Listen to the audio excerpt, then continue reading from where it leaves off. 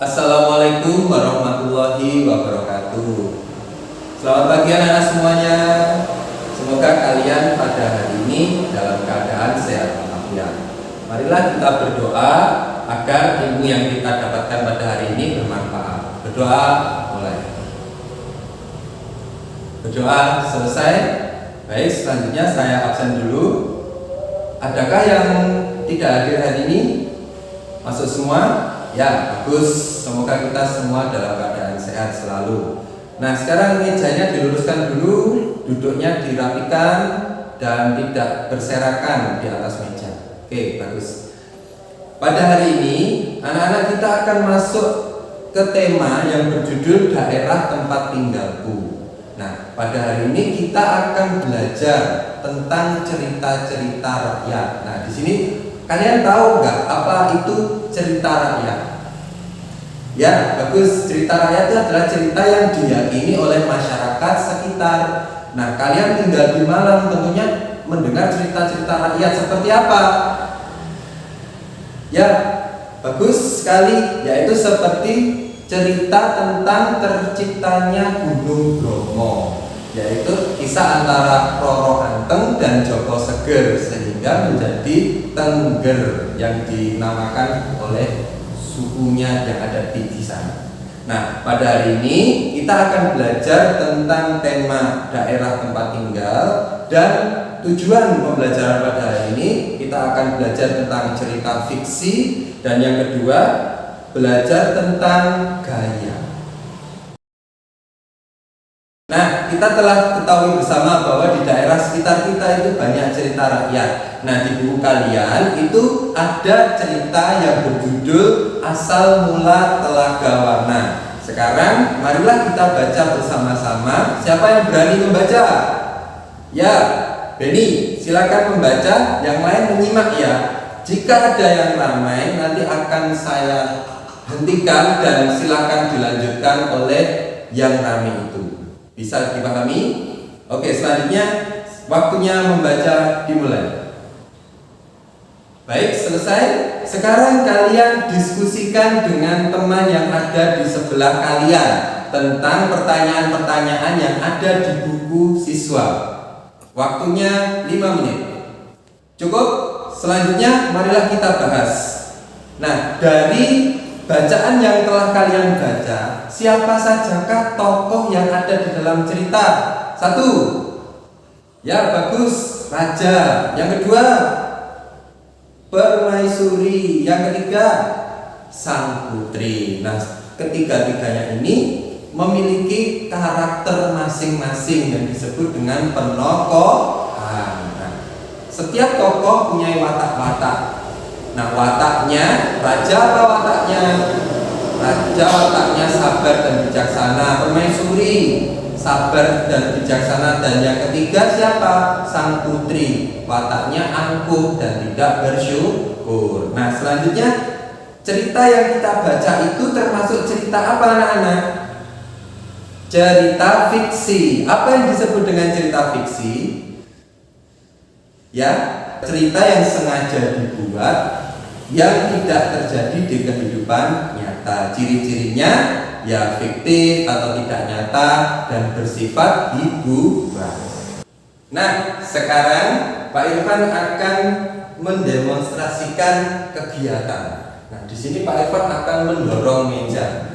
Meja kalau saya biarkan seperti ini, bergerak apa tidak? Tidak, pastinya. Ya, tapi ketika Pak Irfan dorong, bergerak apa tidak? Ya, bergerak. Apa sebabnya? Didorong Pak Irfan. Pak Irfan kok bisa mendorong itu karena memiliki apa? Memiliki kemampuan yang disebut gaya. Nah, selanjutnya apa yang disebut dengan gaya? Gaya adalah kemampuan untuk melakukan sesuatu. Nah, sesuatu itu ada berbagai macam. Ada gaya otot, ya, ada gaya gravitasi. Meja yang Pak Irfan angkat kembali ke bawah. Ada pula gaya pegas seperti bermain ketapel dan memantulkan bola, itu juga termasuk gaya pegas. Dan ada juga gaya gesek. Meja saya dorong, terdengar suara keras. Itu karena adanya gesekan antara kaki meja dan lantai, sehingga dapat kita simpulkan bahwa gaya adalah kemampuan untuk melakukan sesuatu. Ada gaya otot, gaya gravitasi, gaya pegas, dan gaya apa? Gesek. Baiklah anak-anak, kita sudah sampai di akhir pembelajaran. Marilah kita simpulkan bersama-sama apa yang telah kita pelajari hari ini. Pada hari ini kita belajar tentang apa? Tentang teks fiksi. Apa itu teks fiksi? Teks yang dibuat. Terus apa lagi? Tidak sebenarnya.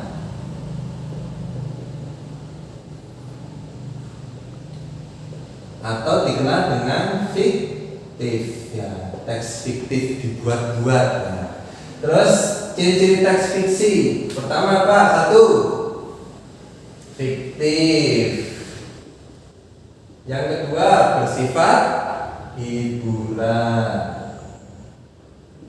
Dan yang ketiga, memiliki tokoh, ada tokohnya.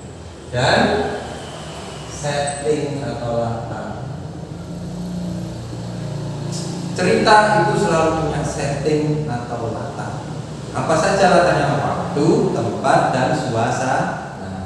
Nah, selanjutnya Pak Irfan tadi yang mendorong-dorong itu kegiatan apa? Kegiatan praktikum gaya. Gaya adalah ya kemampuan melakukan sesuatu.